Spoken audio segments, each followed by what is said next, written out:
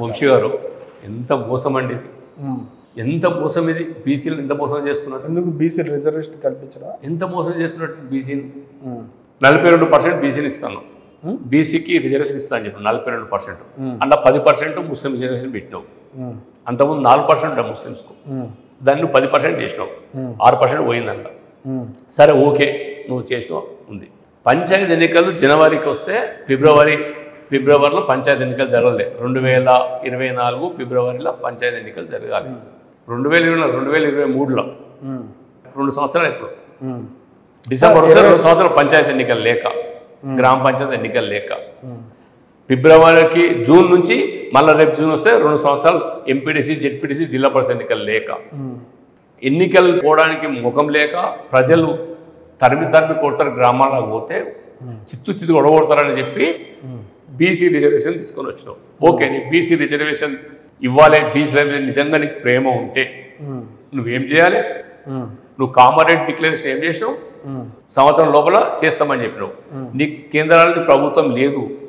నువ్వు నీ రాహుల్ గాంధీ ప్రతిపక్ష నాయకుడు పోయి ప్రధానమంత్రి కూర్చొని అక్కడ నువ్వేం చేయాలి? పార్లమెంట్లో బిల్ పాస్ చేయాలి. పార్లమెంట్లో బిల్ పాస్ చేయాలి. చేపించి రాష్ట్రపతి ఆర్డినెన్స్ తీసుకొస్తే నీకు 42% రిజర్వేషన్ అవుతుంది. ఇక్కడ నీకు అదంతా ఏం చేయక నువ్వు ఆర్డినెన్స్ ఇస్తావు, గవర్నర్ తనకు పంపి ప్రభుత్వంతో ఆర్డినెన్స్ ఇస్తావు. ఆర్డినెన్స్ ఇస్తే తెలంగాణ రాష్ట్రం ఆర్డినెన్స్ ఇస్తే గవర్నర్ ఇస్తే అవుతుందా?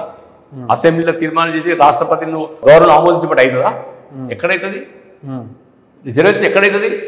పార్లమెంట్లో చేయాలి, రాష్ట్రపతి ఆమోద ముద్ర వేయాలి. చేయాలంటే ఏం చేయాలి? కేంద్ర ప్రభుత్వాన్ని కూర్చోవాలి.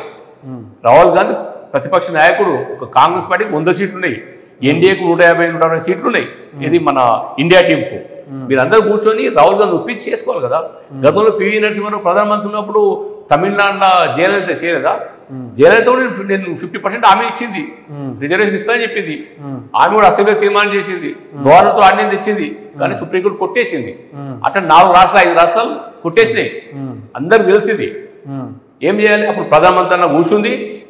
అప్పుడున్నటువంటి ప్రధానమంత్రి అన్న ఎవరైతే పివి నరసింహారావు గారు ఉన్నారో అయితే కూర్చుంది, ఆమె సమ్ చేసేది, పార్లమెంట్ పెట్టుకుంది. ఇప్పుడు ఆ రాష్ట్రంలో అమలవుతున్నాయి.